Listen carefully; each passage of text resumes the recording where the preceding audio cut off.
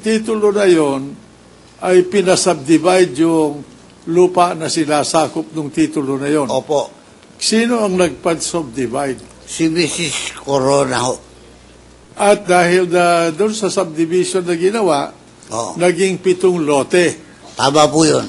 At yung dating titulo nakansela at binigyan ng iba't ibang titulo yung mga lote na bumubuo doon sa dating titulo. Tama po yun. At yan ang 7 parsela ng lupa na ipinagbili sa inyo ni Ginang Cristina Corona. Opo. O, sige. Alright. Now, again, I go back to the lot 13-A-1, which is covered by TCT number N97119. And it states 200 square meters. Tama ho ba? Is that correct? Tama ho yun. Now, lot number 13-A-2, which is TCT number, covered by TCT number 97120,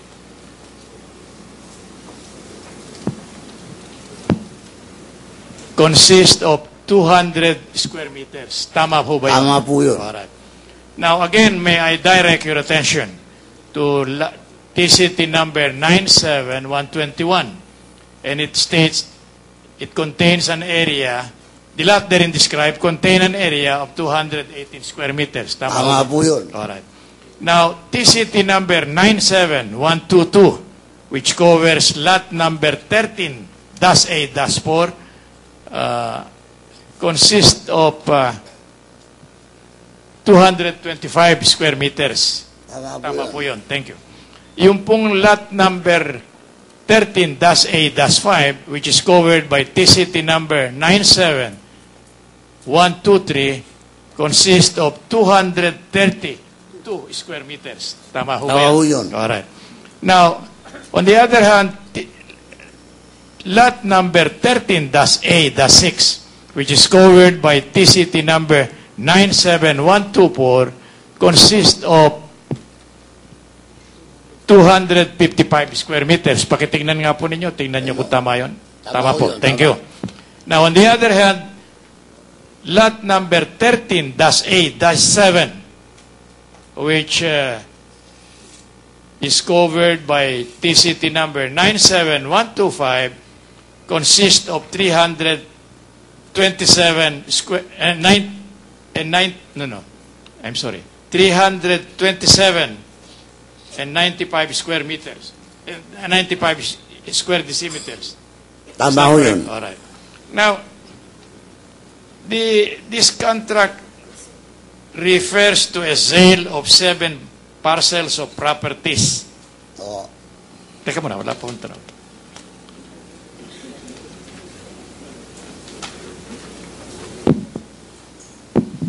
How much was paid by you for the purchase of these 7 parcels from Mrs. Corona?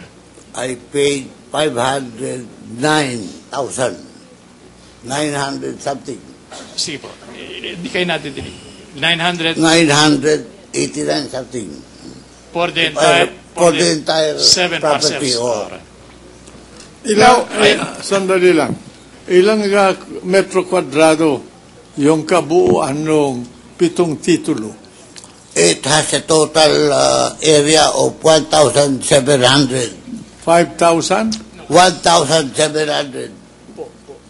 Po. So, Square meter. 1,700 1,700 po square meter. 1,700 square meter. Magkano per square meter ang presyo sa inyo? Thank you. Nakalimutan ko lang, pero yun ang binayaran ko. Pero ang total purchase price, 509,989. O, sige. Thank you. Now, sa likod po ng document of sale neto are several entries referring to payment of capital gains, confirmation receipt, and amount of documentary stamp tax. kindly go over the same. Examine it and tell the Honorable Court, what does that represent? Ano pong sinasaklaw niyan? Yung Ang pagbabayad ng sinasaklaw ho dito na bayaran ng capital gains, documentary stamp, tsaka capital gain,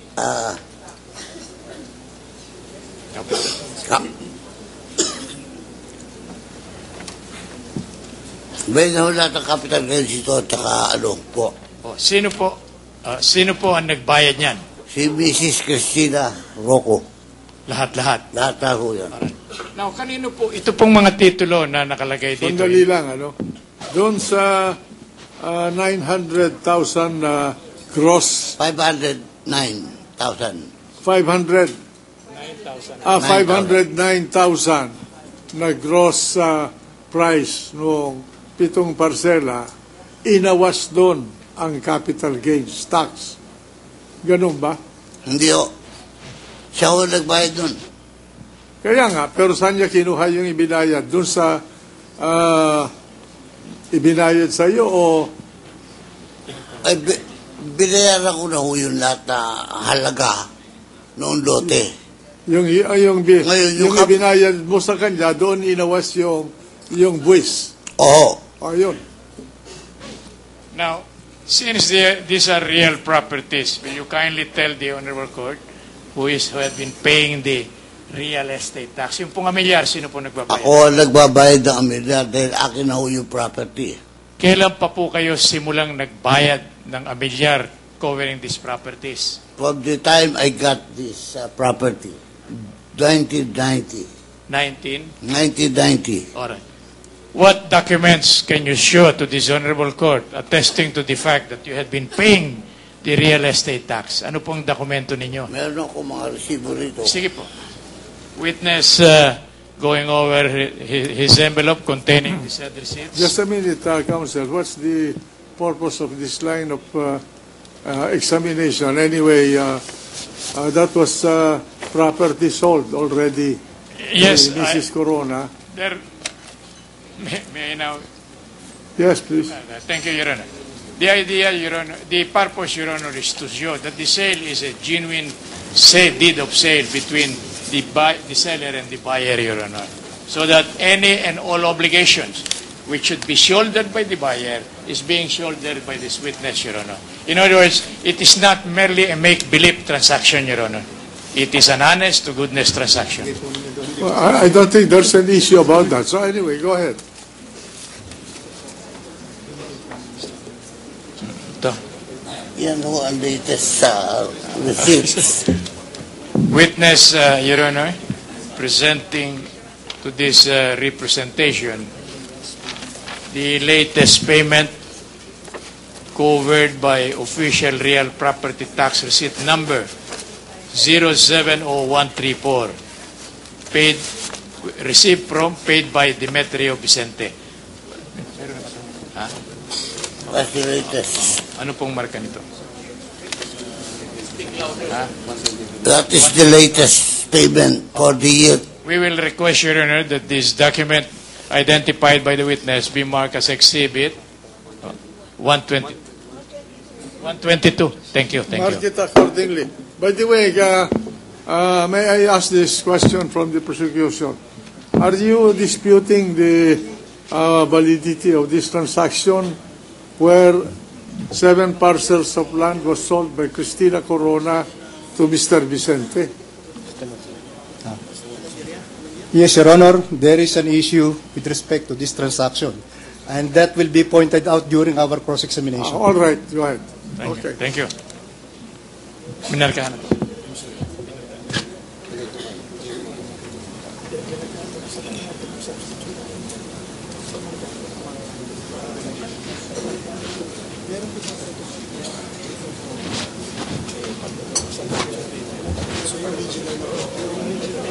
For the substitution.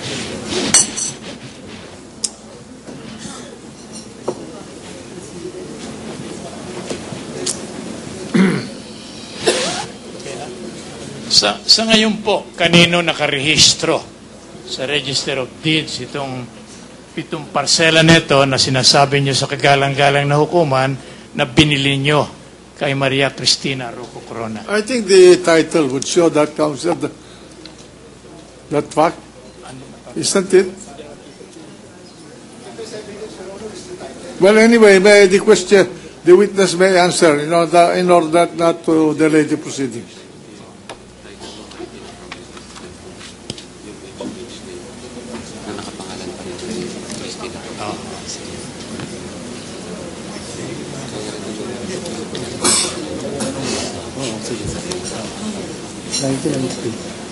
Sige, ano siya? Teka muna. Kamar ka na.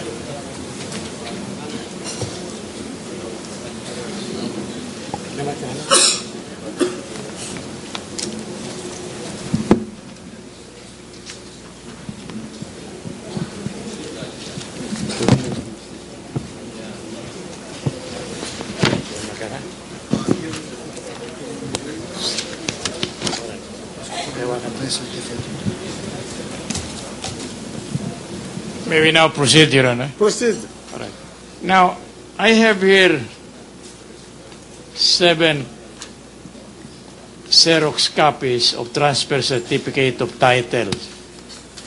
More especially, TCT number 9719, TCT number N 97120, TCT number 97121, which had been marked as Exhibit JJ. May I go back? TCT number 97120, which had been marked as ano yun?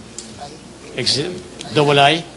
And TCT number 9719 as Exhibit double H, Your Honor.